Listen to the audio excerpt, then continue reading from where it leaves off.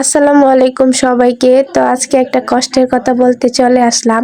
কষ্টের কথাটা হচ্ছে শনিবার বিকেল থেকে বৃষ্টি হচ্ছিল আর তখন থেকেই কারেন্ট চলে গেছিল। শনিবার সন্ধ্যাবেলা থেকে আমার ফোনটা অফ হয়েছিল, তো আজকে মাত্র কারেন্ট আসলো।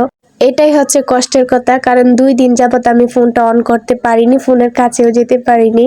যেখানে আমি 10 মিনিটের জন্য ফোনটাকে রাখি না, বিশ্বাস করেন 5 মিনিটের জন্য ফোনটাকে রাখি, তারপর আবার গিয়ে নিই, আবার টিপাটিপি শুরু করি। তো ফোনের ভিতর তেমন কোনো কাজ নাই, শুধু ঘোরাঘুরি করি ফেসবুকে, এই দেখি সেই দেখি, কে কি ছাড়লো না ছাড়লো।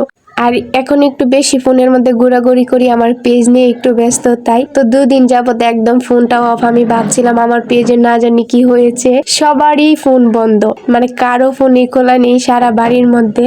আরেকটা মজার কথা হচ্ছে কি, আমরা সবাই কি করছি, ফোনটাকে চার্জে লাগিয়ে দিয়ে রাখছি, কারেন্ট নাই তবুও চার্জে দিছি, কারণ একটু সময়ের জন্য যদি কারেন্ট আসে ফোনটা যেন একটু অন হয়। তো দুঃখের বিষয় কারেন্ট আসেনি, তো আজকে একটু বিকালের দিকে আসছে। একদিকে কারেন্ট না আসে একটু ভালোই হয়েছে, অনেকদিন পর সবার সাথে 2 দিন পর্যন্ত একটু গল্প স্বল্প করতে পারছি। না হলে সবাই সবার মতো ফোন নিয়ে ব্যস্ত থাকি, গল্প স্বল্প আড্ডাটা একটু কমই হয়। তো বাহিরের অবস্থা হচ্ছে অনেক খারাপ, প্রচুর বাতাস, আবার একটু পরপর বৃষ্টিও হচ্ছে। একদম ঠান্ডা বাতাস, এই বাতাসে সবাই অসুস্থ হয়ে যাচ্ছে, বাচ্চারা তো হচ্ছে, তার সাথে আমরা বড়রাও। আর আমি তো একটু আগে থেকে অসুস্থ, তার উপর এখন আরো শরীর গরম গরম লাগছে, এই বাতাসে মনে হয় জ্বর উঠে যাবে এরকম। তো যখন দিন খারাপ থাকে, বৃষ্টি আসে 2-3 দিন পর্যন্ত, তো শুধু মুখটা শুধু খাই খাই করে যে কি খাবো কি খাবো, কারণ কোনো কাজ কাম নাই। তো বিশেষ করে বৃষ্টির দিন একটু খাই খাই করে মনটা, শুধু যে কি খাবো না খাবো। তো এদিকে দেশি মুরগি নিয়ে আসছিল আমার আব্বা 3টা, তো এখান থেকে জবাই করে একটাকে নিয়ে নিলাম রান্না করার জন্য, আর 2টা ফ্রিজে রেখে দিয়েছি। দেশি মুরগি দিয়ে জাম আলু, সেটা কিন্তু খেতে অনেক ভালো লাগে, আর যে কোনো মাংসের সাথে আমার আলু খুবই পছন্দের। আর চিংড়ি মাছ বোনা করে নিলাম। তো এদিকে আমার জায়েন্টকে ঘুম পাড়িয়ে দিয়েছি, সে শুধু বাহিরে চলে যেতে চায়, বাইরে এত বাতাস, সে অসুস্থ হয়ে যাবে, এমনি তার জ্বর ছাড়ছে না কয়েকদিন যাবত। তো সে যদি ঘুমিয়ে থাকে তাহলে একটু শান্তি লাগে, বাহিরে যেতে চায় না। তো এদিকে দেখেন রাতে অনেক জ্বর হয়েছে, আর গাছে যত আম ছিল সব মনে হয় ওই দিন রাতেই পড়ে গেছে।